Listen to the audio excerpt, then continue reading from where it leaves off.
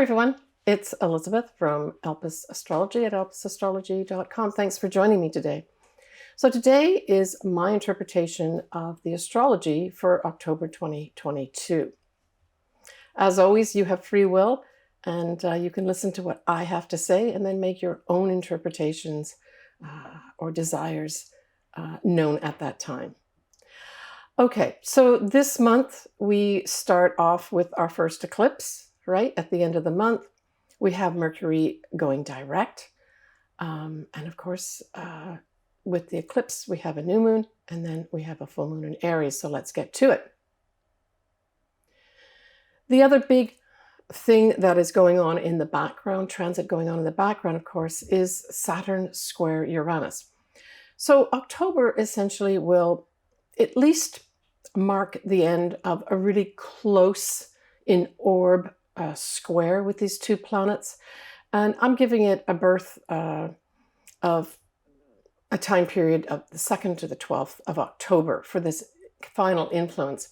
So I would expect that October is going to see some, not necessarily conclusions with regards to our changing of the guard, where the old has to be replaced with the new, although certainly even in the past few months, we have seen major changes, unexpected changes in shifts of power, right?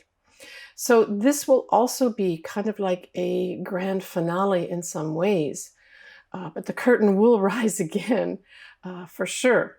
And so it's again that big push. So there will be some kind of significant events happening in October with regards to that, the changing of the guard, right? There's still places that need to have those changes to bring in the new, basically, right?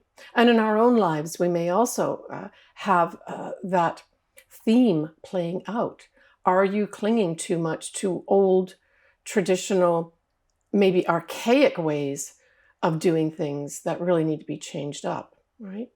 Now we are looking at, in terms of degrees, for those that are interested, we're looking at the 18-degree mark here, right? And so for Saturn, we're looking at 18 degrees of Aquarius. And for Uranus, we're looking at 18 degrees of Taurus. And of course, we also know that the eclipse isn't too far off those degrees either. So on the 2nd of October, our Mercury retrograde, that is at 24 degrees of Virgo, even though it started in Libra, will be going direct. So I said in my earlier video that last month that I really felt this Mercury retrograde in Libra and Virgo respectively was an important one, not only on the global stage, but also for us individually. So if you've been waiting to take all that careful information, that useful information, those facts that you've been gathering with regards to whatever it is. Specifically, it's probably going to be to do with a relationship, a money matter, the value of yourself, anything to do with the law, which is Libra. So you've collected all the information that you need, and now you want to scurry back to present it as this is what I found. So that's going to mark a time when you feel you can really do that, the 2nd of October. Now, we still have to go through the shadow period, right? So the shadow period then takes us to the degree point that Mercury in Libra went retrograde in September. And that's at 8 degrees of Libra. So here we've got 8 degrees of Libra and 24 degrees of Virgo being important degree points. So that's really going to be on the 17th of October. And I am going to predict that in terms of the world stage and mundane aspects, I would say that this probably day, if not a day on either side, will certainly bring something forward with regards to some kind of legal matter. The law is going to be involved here, but it's only after it's very scrupulously, and very critically and very analytically, that's Virgo that it went back to, right? Has collected this information. So I expect some significant things around that time of the 17th of October. And certainly if you've got something in your life that you've been carefully analyzing and looking at information, it could even be a research type project too. where you now can actually bring it forward more effectively. Technically, of course, the retrograde stops on the 2nd of October. That's going to be all good news, by the way. So on the 8th of October, Pluto goes direct. So Pluto is a powerful transformational planet. Pluto relentlessly seeks the truth. So here we've got this now happening where perhaps in the past months when Pluto was retrograde, some of that truth was held back in the shadows, right? Because Pluto also is the shadow side of life as well. But now with Pluto going forward, it's literally marching forward, right, with the truth, along with Mercury, which is going to still be in Virgo, going forward with the facts. I like it a lot. So be encouraged for those folks that have, say, in any matter in their life, just been stymied with regards to being able to move forward with something you know is the truth, that you know is important, but for some strange reason, you've been thwarted.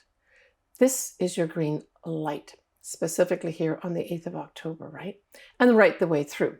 Pluto will take some time to really start moving forward again, right? And get its power back. But anytime a planet rather, is going either direct or retrograde, it's at that time period that the power is the greatest, right? And the more significant things that could potentially happen. So, hey, we could also have Pluto rules people in power. So as early as the 8th of October, we could have some more people being removed, either forcibly or voluntarily from a position of power, right? Because that's going to be working in conjunction with that whole background transit of the Saturn Square Uranus, bringing in the new. So our first moon, our first lunation is going to be on the 9th of October. It'll be a full moon in Aries at 16 Aries 32 minutes at 1:54 p.m. and that's Pacific Daylight Time.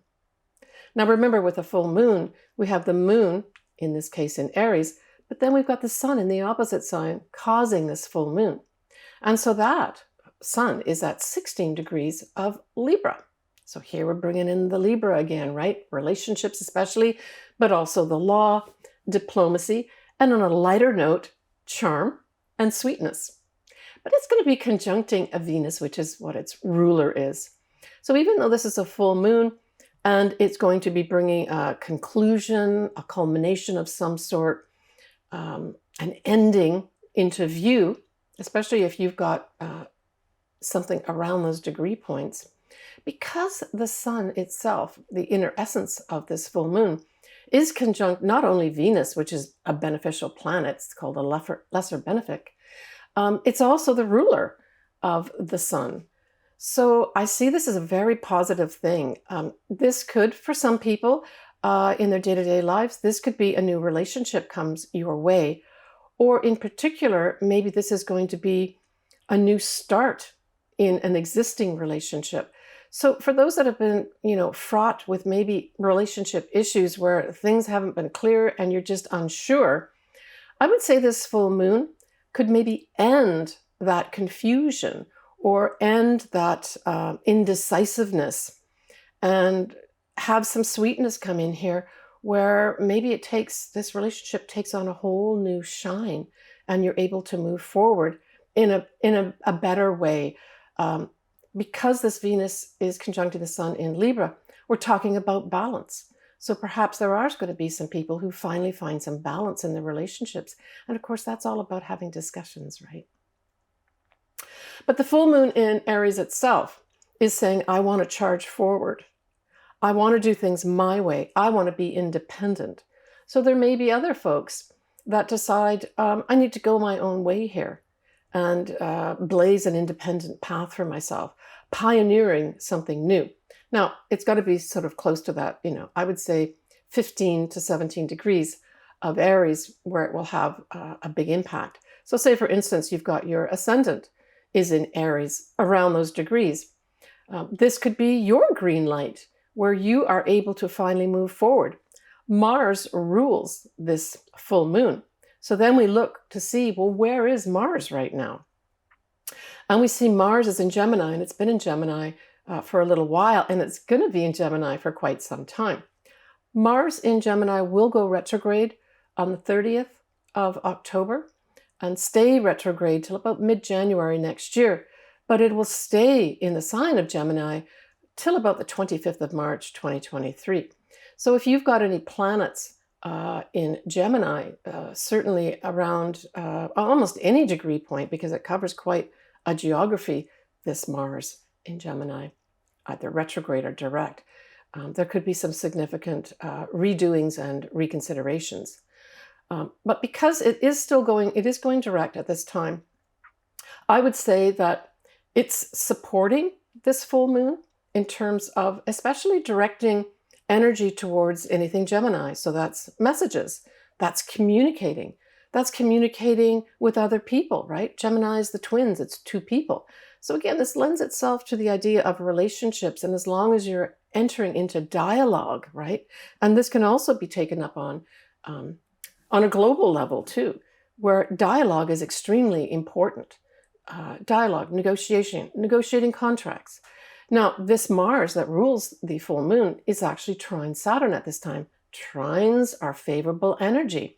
So this is encouraging anything to do with communications of any sort on any level, whether it's at a collective level or at a personal level, an individual level. So this full moon, I thought, was actually a really nice moon for moving forward, for those that have been waiting to move forward, but also to move forward with negotiations and move forward with true back and forth communications, right? I guess you could call that negotiations. We also have, now that Mercury is direct, right, still around the 24-degree mark of Virgo, hey, that's trining Pluto, and Pluto's direct. So this full moon I saw as a very positive full moon for relationships, especially if you open up dialogue, and also for any kind of diplomacy as well. There's going to be so much favorable energy here where people will want to work together to bring something to a conclusion so that they can head off on a new path, right? So that's how I saw this full moon playing out. To my Canadian viewers, I wanted to wish you a happy Thanksgiving. That's going to be on the 11th of October this year. All right, let's go down now to the 19th. So on the 19th, we have Venus in Libra trining Mars in Gemini. On an individual level, this is great energy for bringing in, I would say, more flirting and sort of like the cocktail party. That's how I view this. When I put these two planets together, which are kind of the celestial lovers, in those two different signs, both Libra and Gemini tend to be more on the more superficial, but in a nice, charming way. So I saw this as the cocktail party on the 19th, where you may very well meet, some of us may very well meet somebody new, where it just is light and airy as opposed to deep and serious. So this could just be socializing, really nice socializing things on the 19th, or for some, meeting somebody that they can connect with for a love relationship. This is all going to be around the 24-degree mark, and it'll be the 24-degree mark of Libra for Venus and 24-degree mark of Mars and Gemini. Now, the next day, the Sun will trine Mars and conjunct Venus, now at 25 degrees.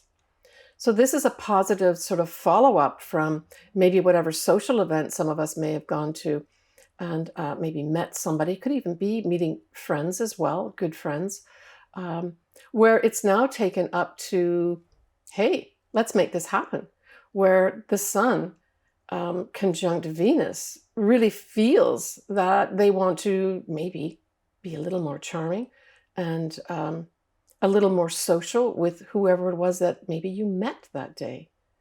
But again, very positive energy with regards to supporting anything positive to do with relationships, friendships, that type of thing, or any activity with regards to socializing.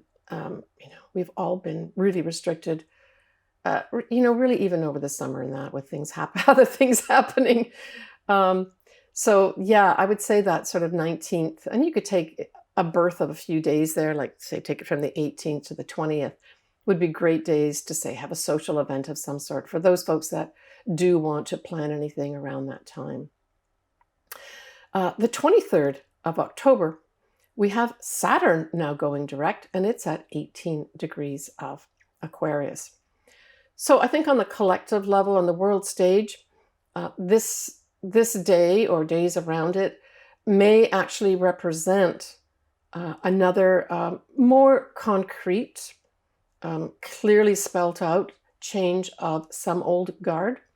And it could be very unexpected, right? Because when we look at Aquarius, which is where Saturn is here going direct, it's at 18 degrees. And of course, we have an eclipse coming up at the end of the month at 16 degrees, not far off that. So this may be unexpected, surprising change of guard.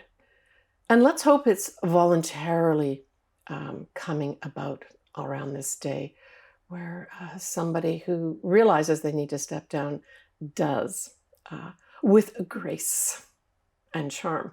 Of course, that's the other thing that anything to do with Libra can do, is it can bestow a lot of grace and charm. All right, so then we look at the 25th, which is the day of the new moon eclipse at 3:49 a.m. Pacific Daylight Time at 2 degrees of Scorpio, 0 minutes.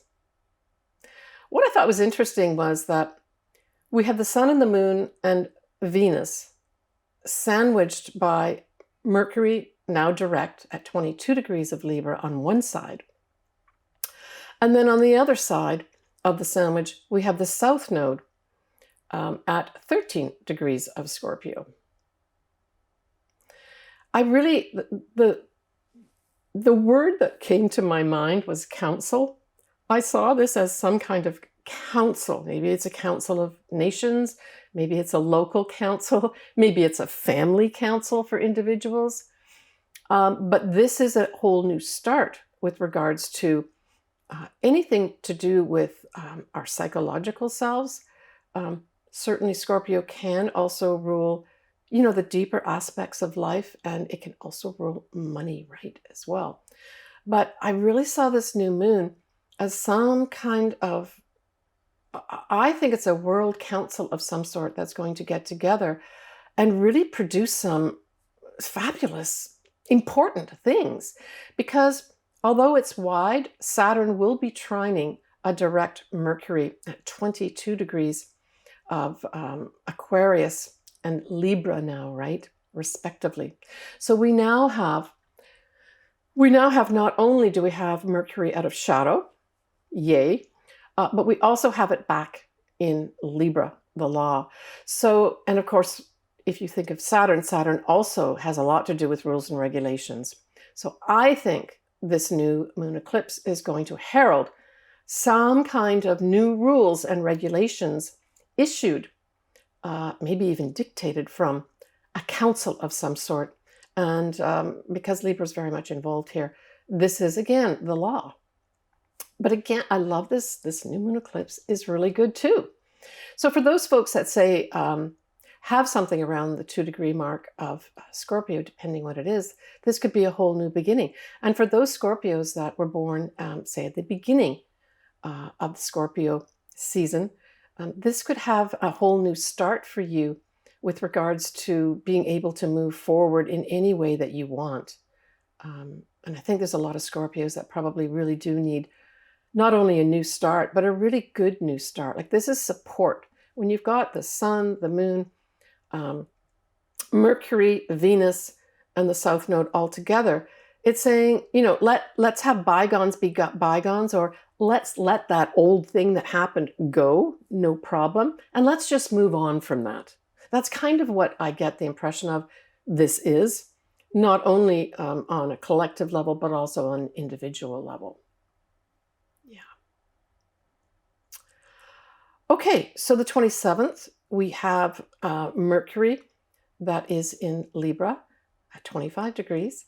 Will be trining again, trining Mars. So these are the celestial lovers again. So maybe some kind of social event, this is individual, of course, that you went to around, say, the 18th, 19th, or 20th of October, could have somebody maybe reaching out to you, because this is now Mercury kind of reactivating the Venus-Mars trine. Now it's Mercury trining Mars. So this is forward movement. And the 27th is before actually Mars goes retrograde, right? So it's still before the official retrograde.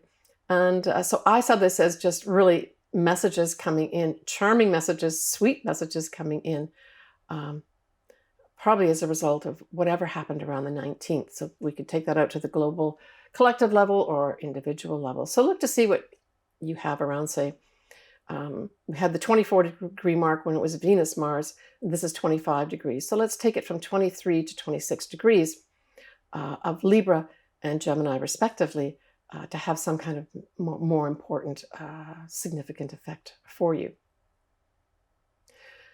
Okay, so we've got the 29th, and we have Jupiter retrograde now at 29 degrees of Pisces. And 29 degrees of any sign is very much sort of a culmination of the sign's energies, but it is called a critical degree. So this is coming up, it's butting up right next to the Mars retrograde, which will happen the next day. So I see these two things going together, the Mars going, the Jupiter going now backing into 29 degrees of Pisces, and then the Mars going retrograde as sort of consecutive events. So this is basically having us to be compassionate. So there may be something that comes up in the world that really requires a compassionate eye and action at this time. Now, Jupiter will stay in Pisces till the 21st of December, at which time it will finally go into 0 degrees of Aries, and then of course kick off the Jupiter in Aries. And I did do a video on this for those that have not had a chance to watch it. I'll put the link below in the text box, but I won't go into all the sun signs and ascendants as well. I also did one for Jupiter in Taurus too, which starts sort of May time next year as well. So I've covered the next 2 Jupiters going into different signs for you, should you like to look at it. And of course, I go into all the sun signs and ascendants as well. I'll put both those links in the text box below for you. Okay. Yeah, the other thing is for those folks that say have something around the 29 degree mark, although Jupiter is retrograde, it's hard to get a bad aspect from it. So this, for those folks that say it's your ascendant around 29 degrees of Pisces, this could be with a second time with Jupiter being on top of your ascendant, say, giving you another dip of luck and benefits. All right, so we're getting close to the end of the month here. On the 30th, like I've mentioned a couple times, we have Mars and Gemini now going retrograde in the early morning Pacific Daylight Time, and this is a Sunday.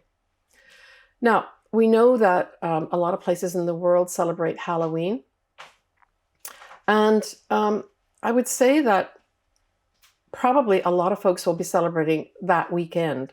So I would say the weekend of probably the 28th, 29th is when the actual parties will take place. So this Mars retrograde, I would say, is going to put potentially, from a really positive standpoint, especially from an individual level, I saw this as folks really reconsidering and rethinking maybe some existing way they thought before. I thought this is really rethinking the way I'm doing something. Now, you would have to look to where is Mars and Gemini in your chart. So look in your chart to see where Gemini essentially is, because it's going to be that area of life in your life that actually has you rethinking things, right? So let's say it is the 4th house. So the 4th house represents things like your home, can represent your mother and your family too. But it may have, if you've got your Mars in your 4th house, may have you reconsidering buying a home or selling a home. And it doesn't mean you're going to do one or the other. It just has you rethinking things. Mars is great because it's action, but when it's retrograde, it says, yeah, I'm going to take action, but I need to put some energy into thinking about this, especially since we're in Gemini, right? Gemini is about our thoughts. It's about the way we write things, the way we present ourselves. So it's writing as well. So for some folks, let's say it's in your third house or your ninth house. So these are the houses of communications for sure, but they're also writing and publishing, respectively, houses too. So for some folks, you may be literally deciding to rewrite some things, and that's a positive thing, right? But I think overall, this is going to have us rethinking as a nation and maybe as a world how we've been viewing things, especially messages that have been coming in, and rethinking about, well, what do I think about those now, right? So you're going to see that playing out on the stage during the retrograde, again, from the 30th of October right the way through mid-January 2023. So it's really going to be more like February, March, where this whole Mars is going to be going forward and giving you the impetus to move forward with whatever house area of your life that Mars sits in your respective individual charts, right? We can leave comments and certainly discuss this back and forth over the next few months. Of course, I'm always interested in what other folks have to say, so feel free to leave comments. So the other thing that we have happening around this retrograde is we have the Sun conjunct Venus. That's at 7 and 9 degrees Scorpio, respectively. We have Mercury also in Scorpio, now at 1 degree. And then the transiting moon is going to be conjunct Pluto. So this is a powerful point. This is at 26 degrees of Capricorn. So let's just go back to Capricorn a little bit here. For those late-born Capricorn, so those born, well into January, this could be also an aha moment of some sort that is necessary for you to maybe do some planning. That's how I see this going. With the sun, or the moon rather, conjunct Pluto, it's bringing in some kind of emotional illumination of some sort that could be transformational. But because you've got the Mars retrograde on top, some Capricorns are going to get the opportunity maybe to redo some things here, especially as it applies to writing, communicating, or messaging of any sort. It can also, go out as far as generalizing it to sales and commerce as well. It covers those areas too.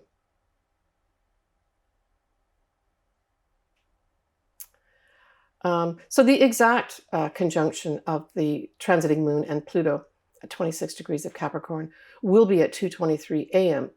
Pacific Daylight Time on the 31st of October. So I'm going to leave that there and just say that that end of the month could bring some emotional truth to light, right? We talk about, when we take the moon up to a global level, we're talking about the people. And then when we're talking about Pluto, we use one word, and that's the truth. So the truth is going to be revealed to the people, maybe literally on Halloween, the 31st of October, 2022. As always, I love to do people's charts. Astrology is my most favorite thing to do. And I want to thank all my viewers, as well as my listeners on Spotify. My goodness, that channel has grown exponentially. Thank you so much. So I'm going to say goodbye for now. We're now in the fall season, and it's time to get cozy up here in the Northern Hemisphere. And the Southern Hemisphere, it's time to go down to the beach, I guess. All right, everybody, I'm sending you lots of love. Please take good care of yourself. We've got a big packed month in November with a major total eclipse coming, right? And that's going to be in Taurus, conjunct Uranus. Bye for now. And we will talk to you next month. All right, so let's get into the ascendant signs or sun signs, or both. For Gemini, the full moon sextiles your sign, Gemini, and it's in the 11th house. I saw also for you, Gemini, that this is also you opening up a door and walking through it as a result of taking the opportunity to let go of something. Maybe this is letting go of friends. Maybe it's letting go of groups that you belong to that maybe you don't feel represent who you are anymore. You're going to have the Mars direct and retrograde in your sign for many months. So this house, the 11th house, is going to be very activated for you. Well, your sign is going to be activated for the full moon. It's in your 11th house. So I would say the full moon, if somebody is leaving your life in terms of a friendship, that let it go. It's a natural thing that may happen for you. But you could also have some opportunities coming up here with regards to social media, because the 11th house can also be social media. It is also the house, if you've got your own business, it's the house where you earn your money from your own business. So there may be some opportunities that might involve you maybe letting go of some independent way of making money.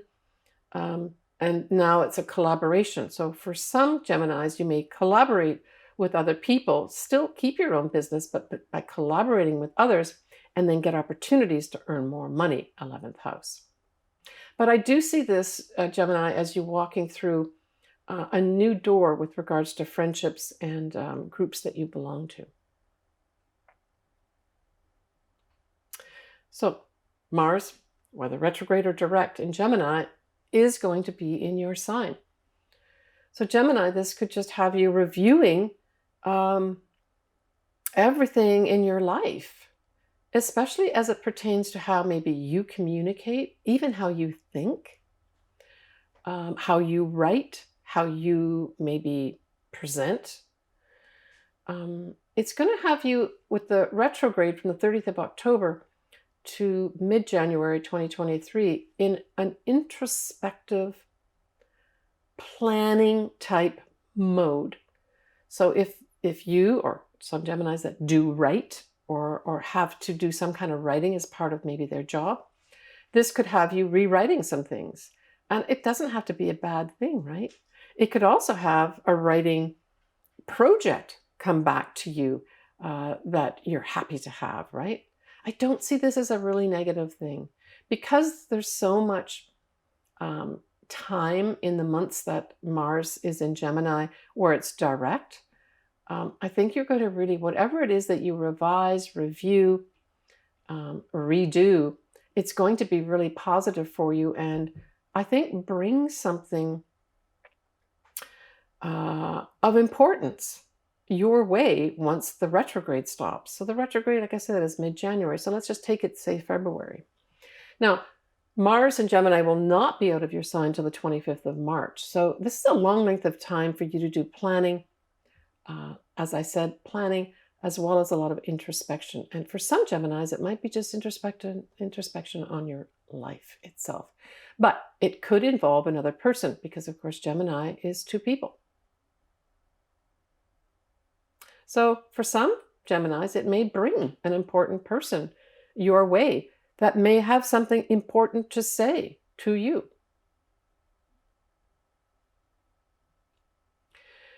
Now, it goes, this Mars in Gemini goes direct at 8 degrees of Gemini on the 12th of January 2023. It'll be out of its shadow on the 15th of March at 25 Gemini. But it stays, as I said, till the 25th, 26th of March. So there's some degree points for you too. If you do have something Gemini around those, this could be important for you too in terms of turning points. Turning points in with regards to moving forward or planning and introspection. So this square with Saturn and Uranus, Saturn will trine your sign. So this is people in authority favorably interacting with you. It also happens in your 9th house, and Uranus is in the 12th house. So let's focus on the 9th house here. So this could have, for some Geminis, it could have you deciding to take up higher education. The 9th house represents that. And you will have the support of your superiors for that too, right? Because you've got the Saturn in Aquarius trining your sign, Gemini. And then, of course, don't forget in the background, we've got that Mars, whether it's direct or retrograde, also giving some energy to you as well, whether it's an internal energy or an overt, let's move forward energy. The ninth house is also travel, so there may be some Geminis that are planning travel and decide to go ahead with that too. That could be awesome. Gemini, the ninth house also deals with the law. So there may be some Geminis that are going to be favorably dealing with, superior people to do with the law and have something play out for them that's going to be very favorable for them. It's also foreign people and foreign things. Now, Gemini as a sign loves to collect all sorts of friends from many different cultures. So this could also present, and perhaps it'll be older people because that's Saturn, maybe older people come into focus for you with regards to you developing something with foreign people for some reason. Maybe you will meet on one of your travels some foreign people that actually mean something to you, that give you some kind of energy. Because like I said, we've got that whole Mars going on in Gemini too, activating you as a person, right? Whether it's inside your head or literally you taking action somewhere. Now, the Uranus is going to be in the 12th house, right? So Uranus is trying to enlighten you. At its very best, Uranus is trying to enlighten you. It's also trying to shine this spotlight on things that maybe you've been shoving under the carpet. Uranus isn't going to allow that. So it is a good time, though, if you were taking up any kind of metaphysical subject, like astrology, that type of thing, or even yoga. These are going to be beneficials. Why? Because they can assist you in doing what Uranus really wants, which is enlightening you, right? But when we talk about the 12th house, you could unexpectedly have to deal with hospitals, anything hidden houses. So this could, or hidden places. So this is hospitals, this is government offices, this is ashrams.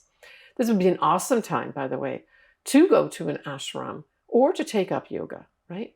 Now, it doesn't mean you're going to be going to a hospital, but it may involve you having to go to a hospital for some reason unexpectedly. That's what the Uranus part does in the 12th house. The new moon eclipse in Scorpio is going to be in your 6th house, and it'll be together there with beneficial Venus. So the 6th house represents our day-to-day job. So for you, or for some Geminis, this is going to be a whole new job for you, where out of the blue, you get to do something new, either in your existing job or a whole new job. A female, because Venus represents females, could be instrumental in making that happen. But I'm telling you, Venus also represents money. So this new moon eclipse could have you earning more money as a result of getting a new job. I really like that a lot. It's going to be increasing, though, somehow benefits as just a general theme. But if we extend that with Venus, those benefits should be in the form of money. Now, the other thing is the 6th house represents health. So this is going to be a new start for some Geminis that have had poor health. And the eclipse is very powerful for you. It will bring in a new beginning with regards to your health. So if for those Geminis that have been suffering from poor health, look to this new moon eclipse to either bring in somebody, maybe it's in the form of a female, that can help you get over some health problem. There is a solution here, especially with the eclipse. So open all the doors with regards to entertaining many different people, especially females, that might be able to help you get better health, Gemini. Good luck, Gemini. So that wraps up my October 2022 view of the astrology. Next month is a big month. We have the eclipses continuing, in particular a total eclipse on the 8th of November at 16 degrees of Taurus with Uranus conjuncted. Big changes are afoot. And in fact, that eclipse will certainly exert an effect probably for 6 months, especially if you've got something around that degree point. All right, folks, I'm sending you lots of positive energy and lots of love. Leave me comments. I would love to do your chart if you would like me to do that. You know, I just love astrology. I can't get enough of it. Please take care of yourself, and we will see you next month. Bye for now.